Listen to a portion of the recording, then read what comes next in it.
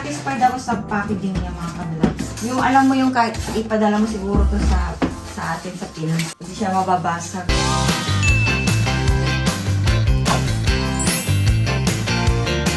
Hi ka-vlog! So ito na po yung continuation ng vlog natin kahapon. So kasi 16 minutes na yung ating length of video. Kung mag-unbox pa tayo ng coffee maker, baka abutin ng 30 minutes and for sure hindi nyo natatapusin ang video. So next topic na lang ito mga ka-vlog. So mag-unbox na tayo ng coffee maker. I'm so excited. So i-share ko lang po sa inyo mga ka-vlog. Itong Tassimo, marami siyang bundle. Meron siyang happy bundle. Okay, so I'm so excited mga ka-vlog kasi itong coffee maker na to, ang pangalan ng brand niya ay Bosch. So, alam naman natin na kapag Bosch ay medyo branded siya, medyo maganda. And at the same time, hindi siya ganun kamahal. So, nabili ko lang po ito ng 30 plus, kung di po ako nagkakamali. Isa sa nagustuhan ko po dito ay meron siyang 72 drinks na kasama. Pero yung link, halimbawa gusto niyo umorder sa Amazon, hindi ko lang po sure kung may kasama siyang drinks. So, tara, i-unbox na natin kasi ano na talaga ako. Kilig na talaga ako siya. Gustong-gusto ko na talaga uminom ng kape. Ang hirap talaga pag ano, yung hindi mo kaya mabuhay nung walang kape. Nung nagka-UTI nga ako ka-vlogs, pinagbawal ang kape. Ang hirap. Hindi kompleto yung araw ko nang hindi umiinom ng kape. So, sa mga coffee lover dyan, are you excited?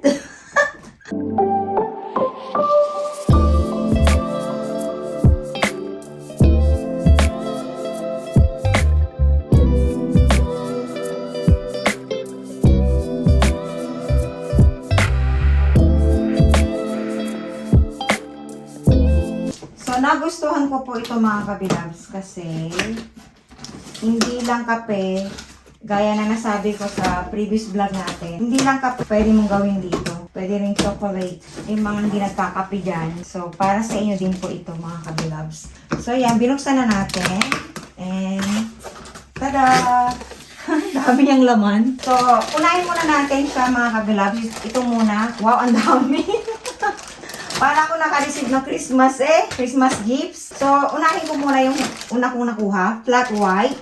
Meron din siyang Cadbury. So, ito yung chocolate na sinasabi ko. And ito yung Americano Grande. Yan. So, times 2 pala siya mga kabilags. Smooth Americano. Smooth. And smooth. So, isa lang pala yung kanyang chocolate. Ayan. So, okay. Huwag tayo mag-focus dito sa free. Kasi baka pag in-order nyo ito sa Amazon, I am not sure kung may kasama siyang free ka-vlogs. So, ito yung pinaka-box niya. Tada!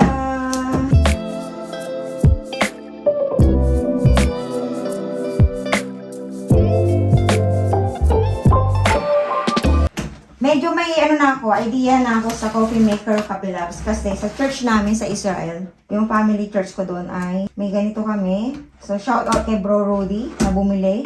Bumili siya ng coffee maker sa church. And yun, dahil doon, kaya ako nag-aim na makabili din ng sarili ko. Doon natagalan, di ba mga ka-vlogs? 8 months na ako dito bago ako nakabili.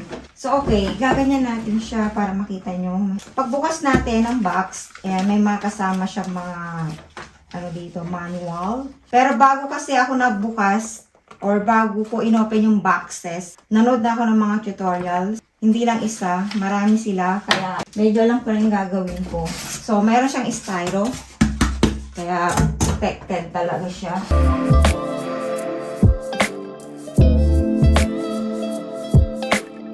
Tada!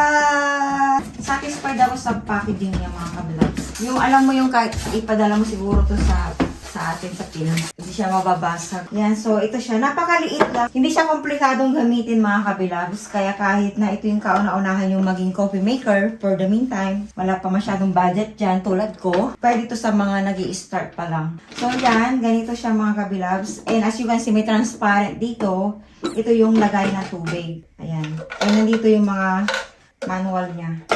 So, ganito siya. Kung paano siya gamitin. Nakalagay naman siya dito. Ayan. Pero, para hindi nyo na siya basahin, yun yung purpose ng ating tutorial for today. May nakalagay dito, 20 of coffee pads. Kung gusto nyo maka-discount sa mga coffee pads niya, next time, mag-register daw kayo. So, as you can see, maliit lang talaga siya. So, mga ilang baso lang to. Dito yung patungan ng baso, di ba? Na-adjust to. Hugutin mo lang, and dito mo siya ilalagay sa taas. Halimbawa, ang gagawin mo ay Nespresso or yung espresso na maliit lang. So, pwede siya dito. Pwede rin siya dito. Dito naman yung mga pangmalakasan, yung mga latte, yung mga chocolate natin. Paano siya buksan? I-press lang natin to pataas, ganyan. And dito natin ilalagay yung coffee. And mayroon siyang disc dito, yan, tea disc. Ginagamit to pag babanlawan. Kasi bago natin siya gamitin, kailangan banlawan muna natin. So, ang paglalagay nito, pag ganito, yan, make sure na nakalabas ito. And ganito siya, nakaganyan. Tsaka mo siya ipupush. Dahan-dahan. And if you want, na gusto nyo pa siyang basahin dito, and nandito naman siya mga kabilabs. Pag may time kayo, basahin nyo. Ang gagawin natin ngayon, mga kabilabs, sasaksak na natin. And then, babanlawan na natin siya. Okay, so next step naman mga kabilabs ay isasaksak na natin siya. Bago natin i-start mga kabilabs, lagyan muna natin ito ng tubig. Ito. Yan.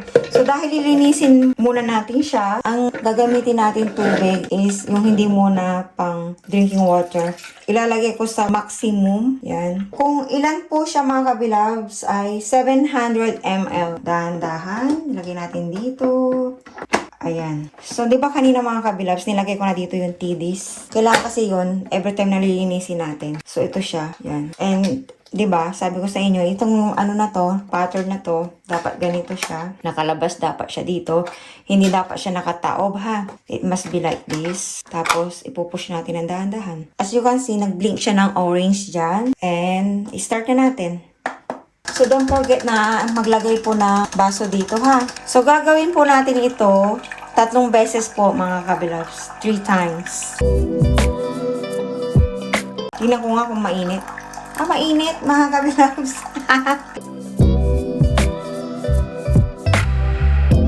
Okay, so pag nakita natin na na yan, steady na siya, hindi na siya nagbi-blink, ibig sabihin tapos na siya mga kabilabs. So ang gagawin natin, ipe-press uli natin kasi dapat 3 beses po ito.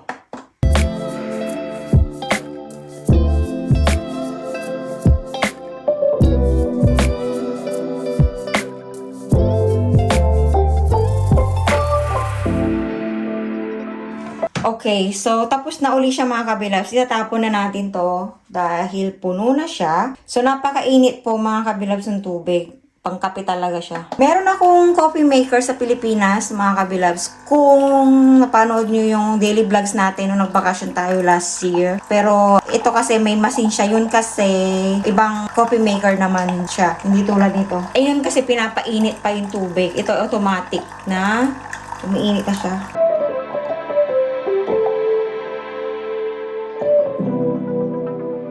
So, okay na siya.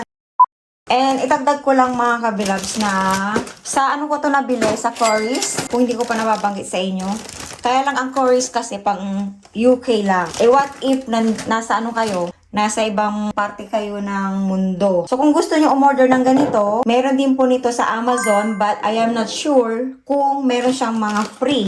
Kasi, 72 lahat to 72 drinks. Ibig sabihin, 72 na coffee yung pwede mong magawa. And may kasama din siyang chocolate. Ayan. So, 8 times. Ibig sabihin, 8 tasa ang pwede mong magawa. Kasama na ito sa bundle. Sa mga nandito sa UK, ayan, pwede kayo bumili sa Coris. Sa mga wala naman dito sa UK, or halimbawa nasa UK man kayo, pero malayo kayo sa Coris, yun. Lagay ko na lang yung description box kung gusto nyo umorder sa Amazon.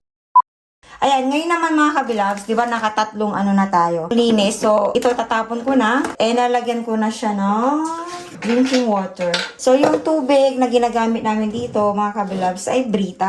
Para hindi na kami nabili ng mineral water sa mga bago sa ating YouTube channel. Brita po ang ginagamit namin sa drinking water. Straight from gripo. Ayan. So, minaksimum ko siya. Kasi mali nyo, gusto rin magtimpla ni Kian or ni husband mamaya pag uwi. So, ito rin ang gagamitin natin. And ang gusto kong unahin ay itong flat white. Yan. Magtitimpla na tayo. So, as you can see mga kabilabs, meron siyang 2 box. So, nakalagay dito mga kabilabs. Ito muna yung unahin natin bago ito. So, dito mo siya bubuksan. Yan. And By the way, di ba natapos na natin siya linisin? Itong tea days na to, ibabalik natin siya dito sa lagayan. Dito siya nakalagay ha. Yan. Gagamitin natin yan every time na lilinisin natin siya. So, every kailan ba siya nililinisan, it's up to you kung gaano mo siya kadalas gamitin. So, ilalagay na natin yung coffee, itong Tassimo Kenko. Ayan. So, ganun uli yung paglalagay mga kabilabs. Hindi ganito. Dapat nakataob. And then, ipipress mo lang siya dito. And, enter. Or press start. Pagka nagbiblink na siya, ibig sabihin, okay na yun. Na-recognize na niya yung mo kanina, pag-press.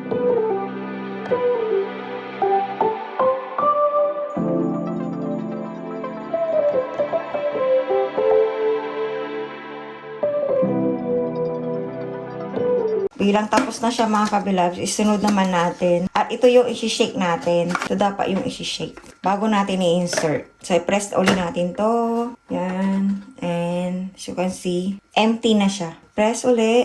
Sa inyo mga kabilabs, anong favorite nyo na coffee?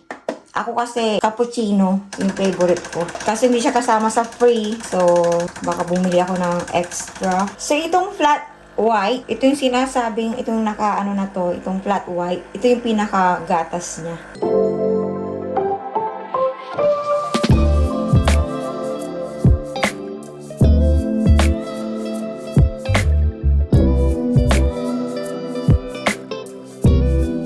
Alright, mga kabilabs, ito na siya. Okay, so i-start naman po ni Kian ang kanyang favorite na chocolate. Only one, Kian. And then press this one. Wala kang gagawin dyan. Ipipress mo lang to, pataas. Oo, tapos iangat mo. Tapos, kunin mo to kasi yan yung ginamit ni Mami.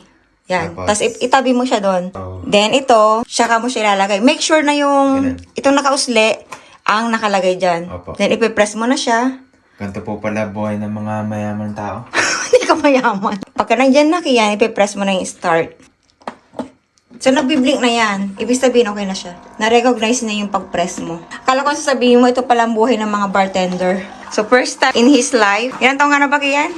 16 po. First time niya makaranas ng ganyan.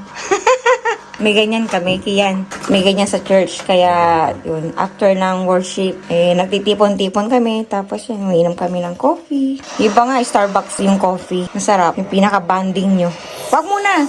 Hayaan mo muna siya. Si Kian po ay mayroon siyang sweet tooth. Asa po. So, kailangan mo pang lagyan niya ng sugar, Kian. Pero tikman mo muna yan. Ano masabi mo? Napakatabang. So, ito naman po yung akin mga kabilabs. Kasi, ang hirap humanap nung transparent na cup. So, para magamit ni Kian, sinalin ko dito yung ginawa ko kanina. Iba yung sarap niya, malinaw mo na. Kaysa ikaw yung gumagawa.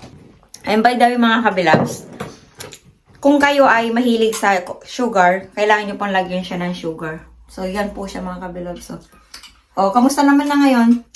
May lasa na.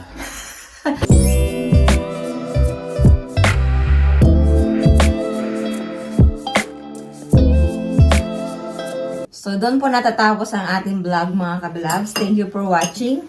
I hope may natutunan po kayo. Sa mga coffee lover dyan, sa mga chocolate lover dyan, ayan, I recommend this kind of coffee maker na hindi ganun kamahal. Kayang-kaya ng budget. Kahit na wala tayong masyadong budget.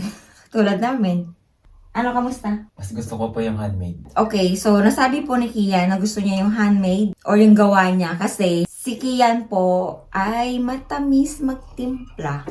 Kakaiba kung kayo ay nakakatikim na ng kanyang mga gawa, magkaka-diabetic kayo. Ang kagandahan lang kasi sa coffee maker, yung pagbagsak ng coffee, tsaka yung bubbles niya. So, yun yung nagpapasarap doon. Kasi parang dumadaan pa siya sa machine. Unlike kapag ginanon mo lang, kinanaw mo lang siya. Diba? Mas iba yung coffee na galing sa coffee. Alright, thank you! Thank you for watching. Bye! Bye.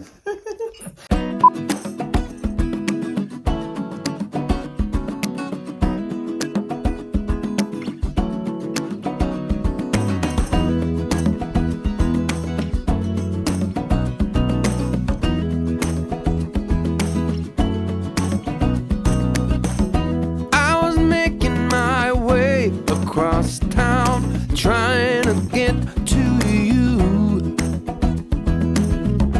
I've been keeping my phone on no sound, facing you out, that's true. Now I get butterflies just thinking about your eyes, and that can't be all bad. Things came up, things went down, maybe turn back around. My spot is